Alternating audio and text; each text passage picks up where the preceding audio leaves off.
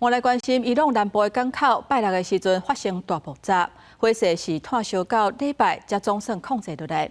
死亡的人数是已经增加到70个人，有1200多人受伤。目前有消息指出，是因为飞弹固态燃料的化学物质引起的爆炸。也若针对报道的讲法，伊朗的国防部是拢唔承认。也若伊朗的总统礼拜嘛有去灾区视察，强调讲会查明事故的原因。伊朗南部按荷姆兹海峡的沙西德拉加伊港伫爆炸发生了后第二日，油源大伫真大乌色烟雾当中。这代志发生伫拜六早起，港口的货柜区升起大火，清除化学物质燃烧的感觉红色的烟雾，随即发生大爆炸，威力大到连伫50公里外拢听到。صدای انفجار شدیدی شد. صدای انفجار خیلی شدید. مهیبی بود. ما دیدیم متأسفانه آتش سوزی و ایناست. دیگه اومدیم اینجا دیدیم ماشینا رو می‌بینیم ماشینامون با چه ضرر دیدن. همه ماشینا سقفاشون، شیشه‌هاشون همه داغون شده.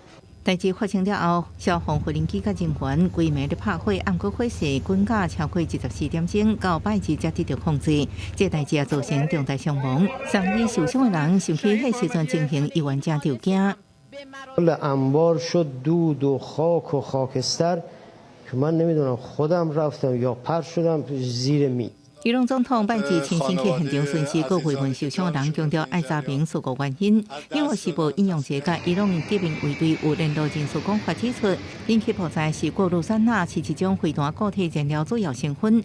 一间私人海事风险咨询公司透露，3月伊朗才多伫这港口下一批中国来的过氯酸钠火箭燃料。不过，伊朗国防部发言人表示，当地无进出口任何用在军事燃料或者是军事用途的货物。北京外交部伫声明讲，有3个中国人受伤，不过情况稳定。目前伊朗当局将这代志看作是意外，宣布拜二是全国哀悼日，强调港口只有一个地区受影响，其他区域依然照常运作。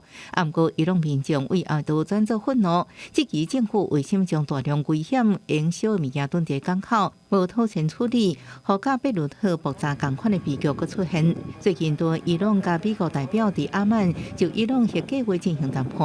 以色列捌伫2020年对江浙港口发动猛攻，这代志是意外，也是故意攻击，也引起外界联想。公司新闻张惠敏报道。